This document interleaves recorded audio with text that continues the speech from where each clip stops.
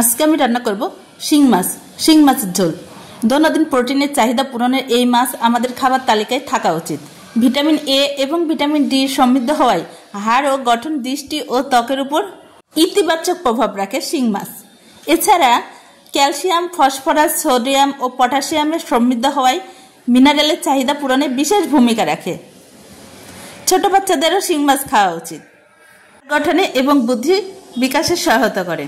চলে যাই মূল রেসিপিতে। প্রথমে আমি শিং মাছগুলো ভালো করে কেটে নিয়ে ওয়াশ করে রেখে দিয়েছিলাম, লবণ দিয়ে ভালো করে ওয়াশ করে রেখে দিয়েছি।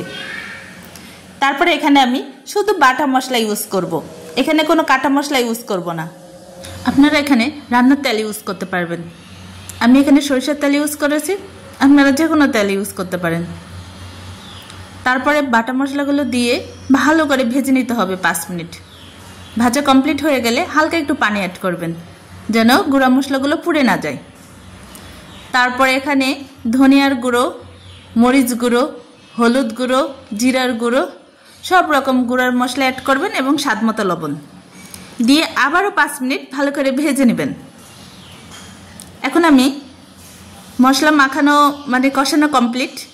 এখন আমি মাছগুলো অ্যাড করে দিচ্ছি।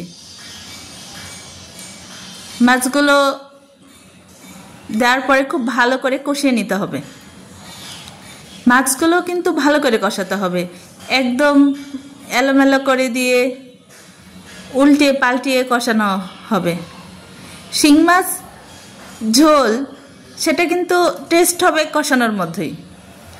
তাছাড়া কিন্তু মাছের মধ্যে কোনো মশলাই যাবে না। কষানো যদি কম হয় মাছটা খেতে ভালো লাগবে না।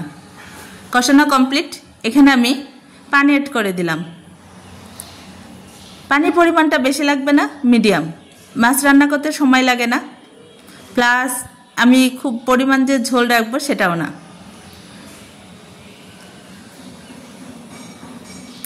মাছ ঝোল খেতে কিন্তু খুব ভালো লাগে গরম ভাতের সঙ্গে। আমার দাদি বলতো, কেউ অসুস্থ হলে বলতো, তুমি অসুস্থ, একটু মাছ ঝোল খেয়ে নাও, শরীরে বল পাবে, মন শরীর দুটোই ভালো হয়ে যাবে। গ্রামের বাড়িতে সব সময় বাটা মশলা দিয়ে এভাবে মাছ ঝোল করা হয়, যেটা খেতে আমার ভীষণই ভালো লাগে। কোনো কাটা মশলা ইউজ করা হয় না। আপনারা আমার রেসিপি ফলো করে একবার রান্না করে খেয়ে দেখবেন, আশা করি ভীষণ ভালো লাগবে।